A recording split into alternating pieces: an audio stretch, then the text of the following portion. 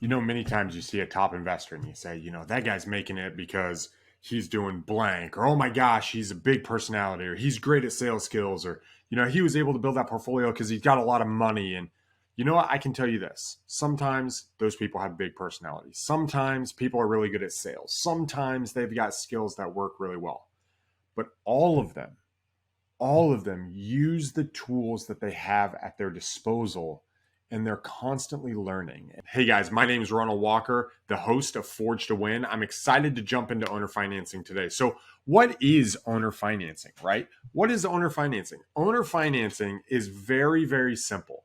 Okay. So, instead of the buyer going to the bank, going to Wells Fargo, going to JP Morgan, going to your local bank, wherever you're at, the one next door, the state bank of whatever, they are buying the property, but they're keeping the note in the seller's name. The seller is lending them the money. So instead of paying Chase, they're going to pay the seller a monthly payment.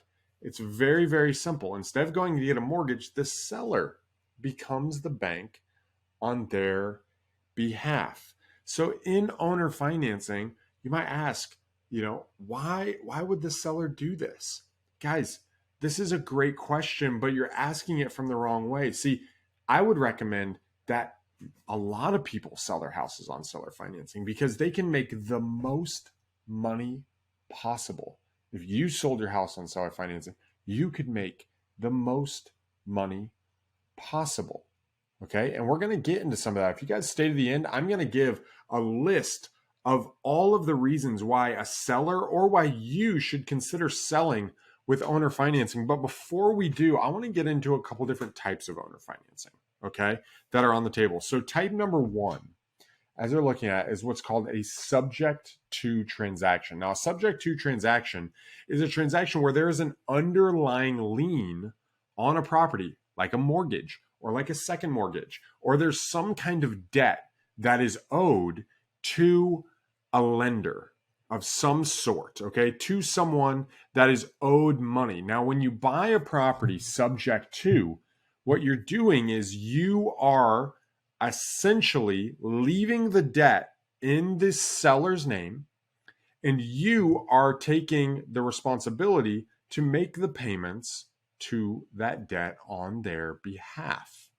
Now, in these transactions, you have to be weary of something, and that thing is called the due on sale clause. And what the due on sale clause states is that when a person sells their property, the full amount of the loan is due at the time of sale, meaning it has to be paid off. So most of these transactions, when you buy the property and you buy it subject to the existing loan, and the loan's going to stay in the seller's name, you are violating what's called the due on sale clause. And now there's lots of training on due on sale clause. I'm going to do more videos on that, and you can look on the channel for what it looks like. But essentially it doesn't prevent you from buying the house with a mortgage, but it does add an element of risk to the transaction. And that risk is that the mortgage company could reach out to you and say, hey, I want the full amount due right now. Please pay it off, Mr. Seller. And now it ruins that whole transaction. However, it's not an obligation by the lender. It's an option that they have. And this is the key. It's an option that they have. And what do banks really want? Why do they lend money? They want their payment. And so a lot of the times, as long as you're making the payment, they're not going to execute their right to call that mortgage due and foreclose. However, it does happen. There are horror stories. There are people that happens to. But transaction number two is a free and clear transaction. Now, with free and clear transaction, you don't have to worry about an underlying mortgage because this seller, it might be someone who's 72 years old. They've got, 30 acres in, southern Michigan, and they want to sell their house, and it's been paid off, and it's been a family estate they've had for years. And what they want to do is they want to maximize the sale of this house. They don't just want to get cash. They don't just want to cut their ties from the property, but they want a monthly income from it over time. And they want that monthly income to grow, right? They want that to support themselves so they don't have to worry about it, and they're able to supplement their income. This is a free and clear transaction. And what a free and clear transaction allows the seller to do is they become the bank. There is no mortgage, and they are allowing the buyer to buy the property and being the bank for them. And so it's a very, very simple transaction where the buyer now is paying the seller a monthly payment. Now, there might be other terms. They might ask for a down payment. You might bring $5, $10, $15, $20,000 or more to the table, sometimes $70,000, right? Sometimes 70% of the deal, whatever that is. And the seller will hold a loan back, whatever that loan is, but it's based on the terms of the deal. Now, you might ask, okay, well, Ronnie, let me wrap my head around this. So you're telling me that the sellers can become the bank and that the buyers can buy the property and make monthly payments from the seller. Yeah, absolutely. I am telling you that. So why would a seller sell on seller financing? Well, that is a fantastic question. Okay. So number one is that the seller does not have to deal with management of the property. They don't have to deal with tenants and renting it out to get a monthly income. They don't have to deal with the upkeep of getting that payment every month. They don't have to deal with people calling in the middle of the night. The management aspect is oftentimes the biggest headache and the most work when getting into the real estate business. And by seller financing it, you can get cash flow. You can get a high return. Even if you ask for interest, you can get a high return without having the headache of management. And here's another thing a lot of people don't realize is it's predictable. It's predictable because I'm seller financing it. That return becomes a constant in your life. When I had a fairly big portfolio, that income was predictable. And it was so nice just to have that mailbox money coming in every single month and being able to rely on it. That is such a wonderful aspect of seller financing.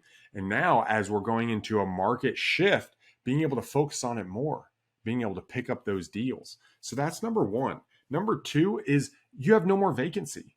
You don't have to worry about a vacancy. It's not contingent on a tenant being in place. You get a payment whether the house is vacant or not because you sold it on seller financing. Does the bank call you and ask, hey, who's living there? No, they don't. They just get a payment and they expect a payment every single month. So you have no more vacancy. Number three, you get to sell it in its current condition. You don't have to do anything to it. You can sell in its current condition and often at a premium to what the normal price is. And then over time, you make interest on it and that starts building as well. Number three, if you have debt and that has to be taken over by the buyer, you get the relief of not having to worry about that debt anymore. You don't have to deal with it. You don't have to continue making that payment. Yes, did you violate the due on sale clause? Potentially, but does the bank want all the money or do they just want the payment? You gotta ask yourself that. Most of the time, they just want the payment. They're in the lending business. And so if they're in the lending business and the person you're selling to can make the payment on your behalf, it's a win-win. It's a win-win. The next one is you don't have to do any major repairs, right? You don't, any minor repairs and major repairs, you don't have to worry. Does the bank ask you, hey, what's wrong with the house? No. Do you want to make sure there's insurance? So if there's a major repair, an insurance claim can be worked out and you can work together. Yes, absolutely. But you have no repairs that you have to worry about. You just are receiving that monthly payment. Again, that's a huge reason why you're doing this.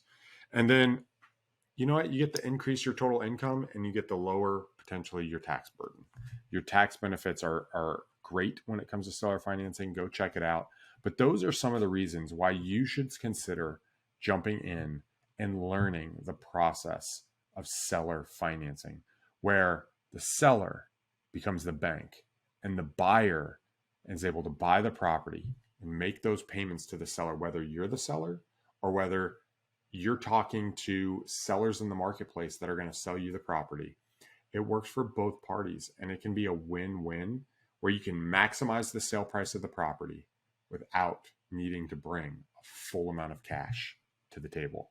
I hope that helps you guys. Go out there, learn some more. I've got a whole bunch of videos on this. You can also go to ronaldwalker.com. I got a free course for you to take a look at. And if you guys found this valuable today, hit that subscribe button for me and like the video. It really helps. I appreciate it. Until next time, peace.